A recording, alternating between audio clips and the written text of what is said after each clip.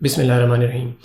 हम लोगों ने अभी तक जितनी भी बात की है सब में बार बार ये बात आई कि असेंबली लैंग्वेज हम दो वजह से सीख रहे हैं। नंबर एक कि हम कंप्यूटर का जो ब्रेन है वो समझना चाहते हैं कि असेंबली लैंग्वेज के हमें ये बताती है कि मशीन काम किस तरीके से करती है। जिस तरह सब रूटीन कॉल हम लोगों ने देखा कि इंटरनली एक्चुअली वो काम हो किस तरीके से रहा है।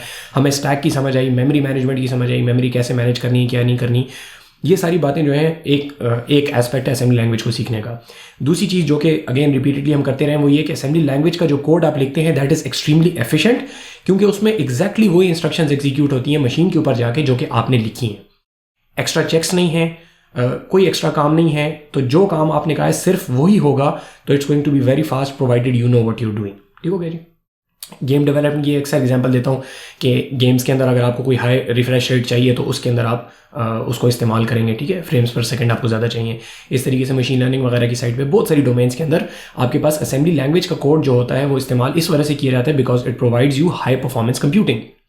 द प्रॉब्लम इज़ कि अभी तक आप लोगों ने कोड जो किया है तो आपको अंदाज़ा हो गया होगा कि असेंबली लैंग्वेज के अंदर बिल्कुल बुनियादी से काम करना भी देर वेरी डिफिकल्ट। ठीक है, हर चीज़ आपको खुद करनी पड़ती है तो इट्स वेरी डिफिकल्ट। तो नाउ यू हैव टू यूं कह लें कि प्रोज एंड कॉन्स हैं आपके पास असेंबली लैंग्वेज के। प्रो ये कि it's very fast but the con is it's extremely difficult.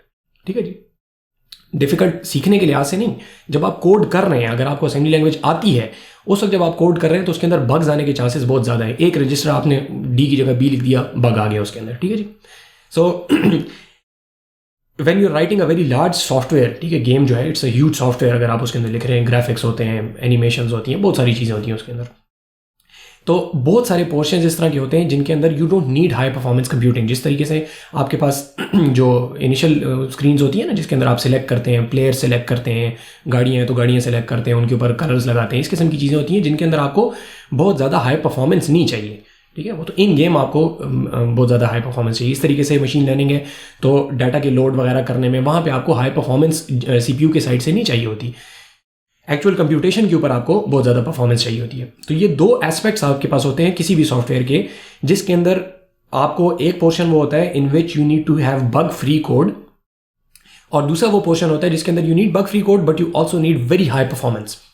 तो आमतौर पर किया ये जाता है कि आपके सॉफ्टवेयर को दो मेजर चंक्स में डिवाइड कर देते हैं। एक वो पोर्शन होता है जो कि असेंबली लैंग्वेज में लिखा जाएगा और एक वो पोर्शन होता है जो कि किसी हाई लेवल लैंग्वेज में या मिड लेवल लैंग्वेज के अंदर लिखा जाता है।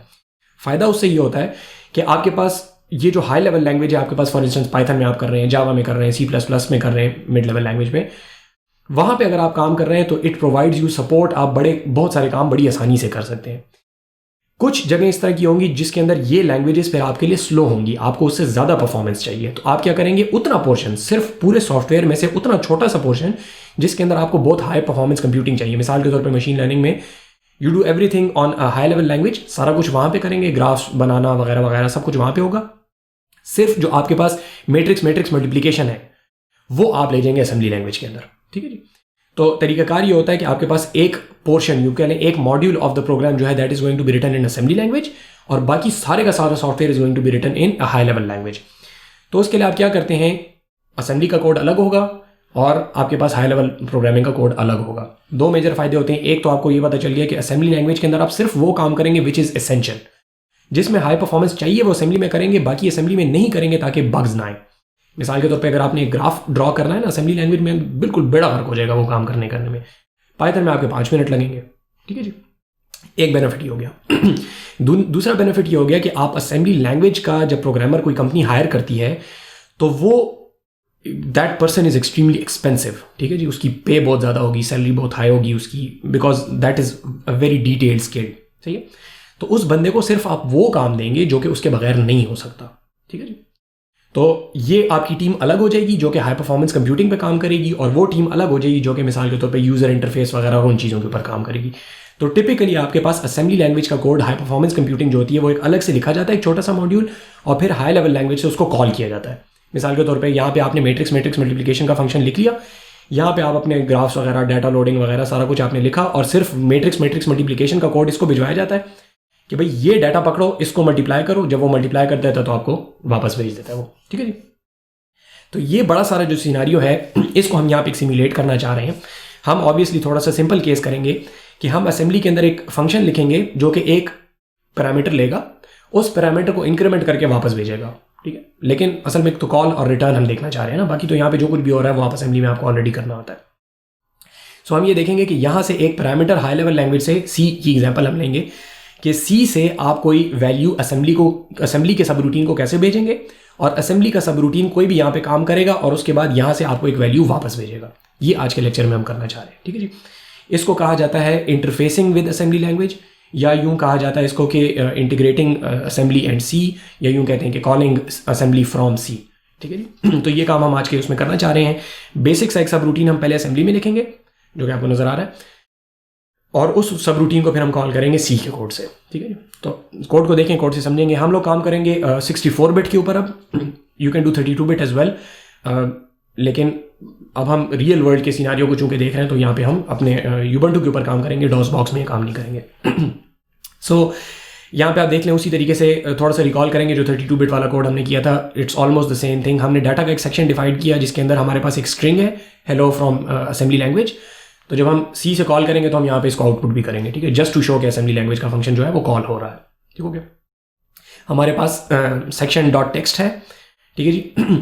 और हम लोगों ने एक सब रूटीन यहाँ पे बनाया हुआ है से हाई के नाम से, ठीक है। आपको याद होगा पहले हम लोगों ने यहाँ पे स्टार्ट बनाया था, अब स्टार्ट नहीं है, ठीक है। इसका मतलब है कि इस प्रोग्राम का कोई स्टार्टिंग प्रोसीजर नहीं है, तो ये प्रोग्राम आप स्टार्ट नहीं कर सकते डायरेक्ट। अभी करके दिखाते हैं, ठीक है। इस प्रोग्राम के अंदर सिर्फ एक आपके पास फंक्शन है, एक सब रूटीन है विच इज से हाई। वो क्या करता है? हाई बोलता है सिर्फ, ठीक है, हेलो वर्ल्ड करता है।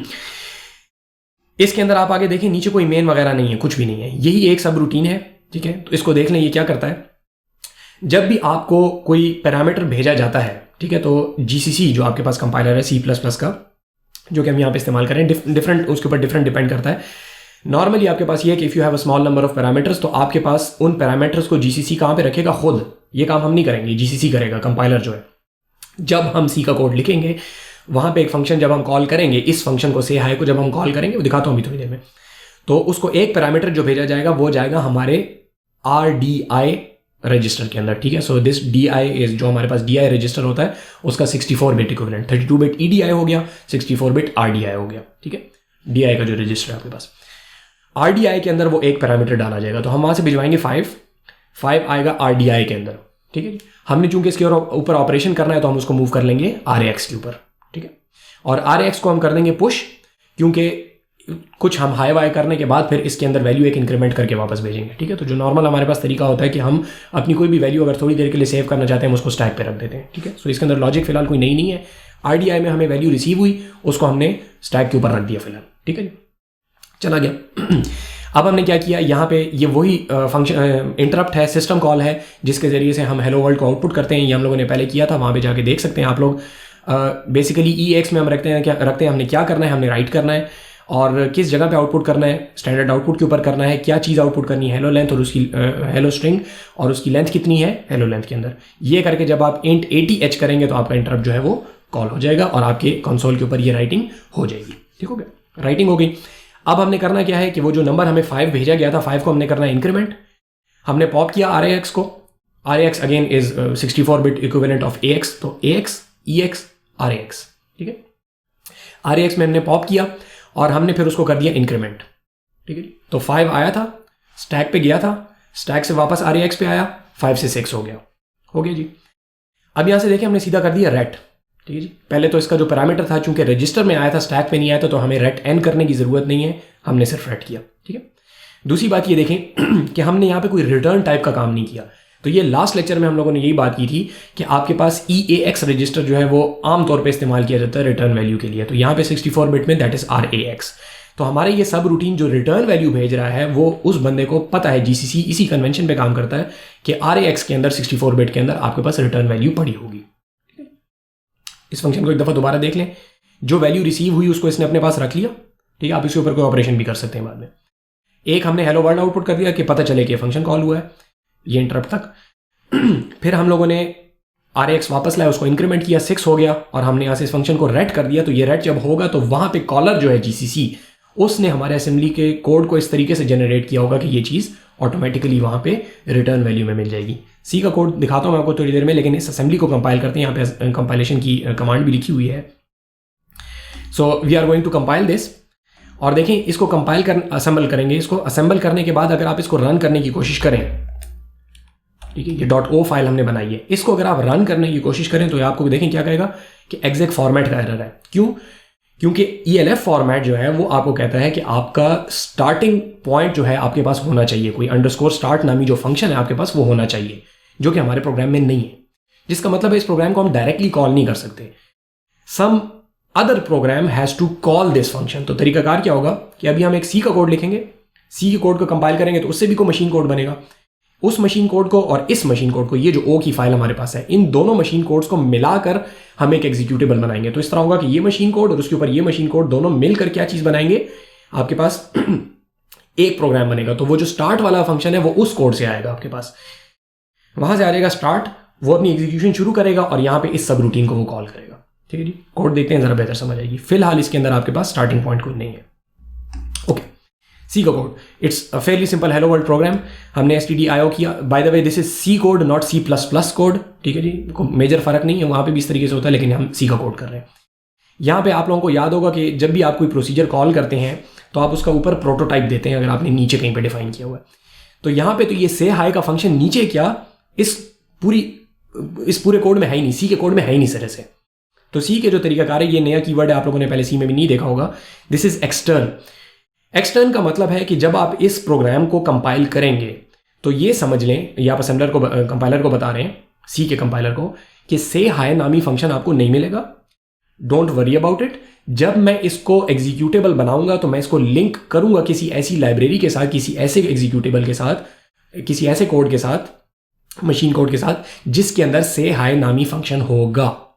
ठीक है, दोबारा सुने, यहां पे मैंने से हाई का फंक्शन कॉल किया लाइन नंबर 10 के ऊपर। अगर तो मैंने ऊपर ये वाली लाइन नहीं लिखी तो this will be an error. क्या एरर होगा कि से हाई नॉट डिफाइंड। तो यहाँ पे शुरू में मैं जिस तरीके से हम प्रोटोटाइप दे दिया करते थे, उस तरीके से यहाँ पे एक्सटर्न करके आप प्रोटोटाइप दे रहे हैं, जिसका मतलब है कि ये प्रोटोटाइप भी ले लो और इसकी बॉडी नीचे इस एग्जीक्यूटेबल में होगी भी नहीं, but don't worry about it, ये आपको रन टाइम पे मिल जाएगा। ठीक है जी, एक्सटर्न का मतलब एक्सटर्नल से, एक्सटर्न की किसी एक्सटर्नल जगह से आपको ये मिलेगा। ठीक हो गया। मेन का फंक्शन है हमारा, जिस तरीके से होता है हमने कॉल कर लिया। एक हमने इंटीजर बनाया, हमने पहले एक प्रिंट एफ कर लिया सिंपल सा, कि भाई पता चले कि C का कोड कॉल हो गया। फिर हम लोगों ने यहाँ पे से हाई का फंक्शन कॉल किया, उसको 5 भिजवाया और जो रिटर्न वाली आई हुई हमने वैल के अंदर रख ली और फिर हमने उस वैल को आउटपुट कर दिया। ठीक है, यहाँ पे जो देखें कोड बड़ा सिंपल सा है। जो समझने की बात है वो क्या है कि आपके पास से हाई जो है वो असेंबली में लिखा हुआ है, C के अंदर लिखा हुआ ही नहीं है। ठीक हो गया, असेंबली के अंदर आप लोगों ने से हाई लिखा, वहां पे वो पड़ा हुआ है, वो मशीन कोड अलग से एग्जीक्यूट जनरेट हो चुका है, पड़ा हुआ है अभी तक। इस C की फाइल को जब हम कंपाइल करेंगे तो उससे हमारे पास एक नया वो बन जाएगा, मशीन कोड बन जाएगा। फिर हम इन दोनों को लिंक करेंगे आपस में। ठीक है, जब इन दोनों को लिंक करेंगे तो एक ऐसी एग्जीक्यूटेबल हमारे पास बन जाएगी जिसके अंदर से हाई भी होगा और ये भी होगा। ठीक हो गया, इसको कंपाइल करने की इंस्ट्रक्शन यहां पे लिखी हुई है।